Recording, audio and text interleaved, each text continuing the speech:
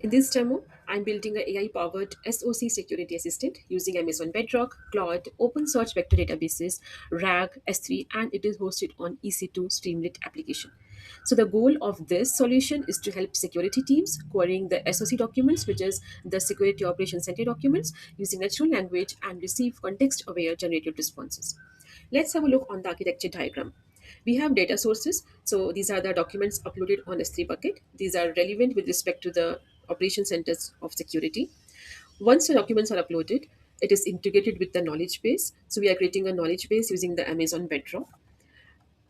And then we have the open source serverless, which is the vector database service of AWS, and this is mainly to store the vectors.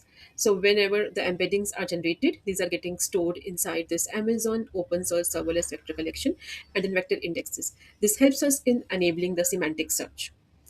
We are using here the Claude model with respect to the Bedrock, and then this Claude model would be used for generating the responses depending on the user query. Apart from that, you can see here a Streamlit application which is hosted on EC2. So this is the user interface for the user. So whenever a user has a query, that would be interacting over this EC2 web page, and then based on that, the following workflow would work, and the response would be given back on the UI itself. Apart from that, I am using here IAM user, not the root user, for security concerns. And also I would show you all kind of access which are given to the IAM user. And some of the key capabilities, as we can see here, this is mainly for threat investigation, for incident response, immediate response of incidents, and then also for having the instant analysis of incidents. So this helps in faster response. It is particularly enterprise grade security which any organization can implement. It is highly scalable and serverless. Let's have a look on it. So if I see the serverless, yes, I'm using EC2 here, but then later it can be into the serverless as well. Let's walk through to all the services which have been used. So this is the EC2. I am using here T3.large because I have installed a lot of softwares. So it's good to have a large size of instance. This is the public IP. And let's have a look onto the security groups. So these all are the inbound rules which I have defined for the security group. And I have used SSH over the port 42 from anywhere. But for security reasons, yes, we can do from my IP as well. Yes. Let me show you my terminal as well. So this is where I have logged into my instance. And you can see here, once logged in, I have created multiple directories. And then inside this SOCAI assistant directory, I have all my folders. Uh, I have created this environment which need to be active, and then later installed the Streamlit application.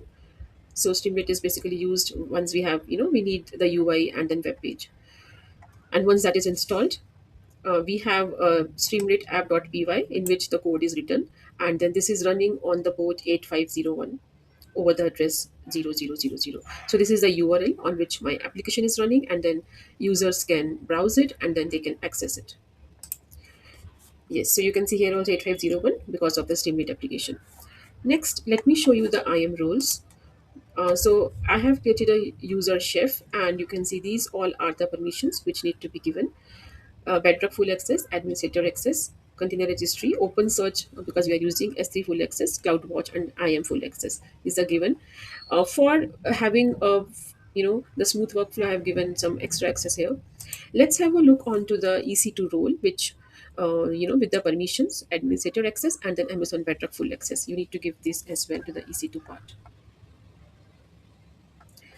Okay, let's have a look onto our, the knowledge base. So this is the knowledge base I have created, SOCAIKB final, and I have used here Claude Sonnet. And you can see here that once we are giving the questions, it is giving the answers. Yes, so maybe I can give some question here like what is SOC, and let's have a look on that. So it is generating the answer and directly from the rack solution which I have built. Okay, because we are talking about the rack solution, let me show you my S3 bucket. So here is my, one second. Yeah, here is my S3 bucket. This is with the name AISOCKB, and then here are all the folders. So in all the folders, I have the PDFs, as you can see. So these I have taken directly from the internet, and mainly with the relevant documents and also from AWS documentation. So like this is the SOC docs when we are generating, okay, it is from AWS white papers. So you need to take such documents. This is for the threat intelligence. So it's either MD or the PDF documents or the docs. So this is all about our S3 bucket. Okay, we have checked our knowledge base, and then here you can see this is our Amazon open search service. So in this we have created a collection as well. Let me show you that part. Yes, so this is Amazon open search service serverless collections, and let me give you the purpose of it. Yeah, so this is my open search service collections, and it is I have used with the name SOC AI RAG Broader, and then this is the open search serverless vector collection, which is used as a vector database backend for the RAG, and we are using a vector indexes. So let's have a look on that. So if we click here on the indexes part, and you can see it is using the SOC security vector index. So this is basically, to store the embeddings, to store the metadata and the document chunks. So we can see here we have the vector field with the Bedrock knowledge base default vector, and then we have these two as the mapping fields. So this enables semantic similarity search during the query retrieval. I can also show you my Open Search dashboard UI. So this is the dev tools of my Open UI dashboard. And then once we try to fetch the indices, it is showing you the SOC security index. So this is basically that we can directly verify that embeddings and document chunks, these are inside the Open Search. Let's have a final look of our complete demo. So as you can see that this is the user interface which is running on EC2 and Streamlit application, AI powered SOC security assistant. So the security analysts, they can use directly this, and then with the help of embedded RAG, they can query the questions in natural language. Let's try some more, like how to handle ransomware attacks.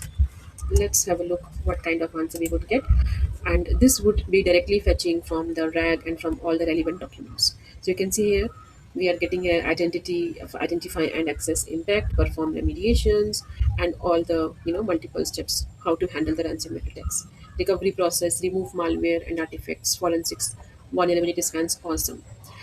Let's try one more question here, like what is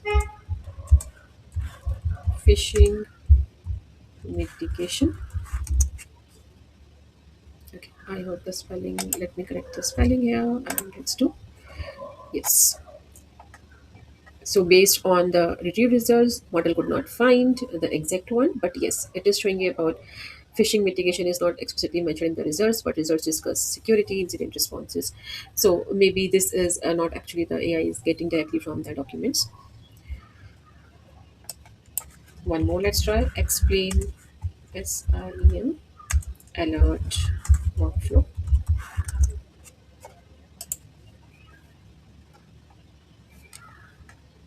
And we have an answer here with respect to the workflow: detection, monitoring, alert, resources, collaboration, response, and analysis and feedback. So I hope you enjoyed this demo and makes sense to you. So this solution demonstrates how the Amazon Bedrock, Claude, OpenSearch vector databases, and RAG architecture, they can be combined to build enterprise-grade AI assistant for cybersecurity operations. And the similar architecture can be extended for the healthcare, for financial, for any legal compliance or enterprise knowledge management use cases. Thank you so much.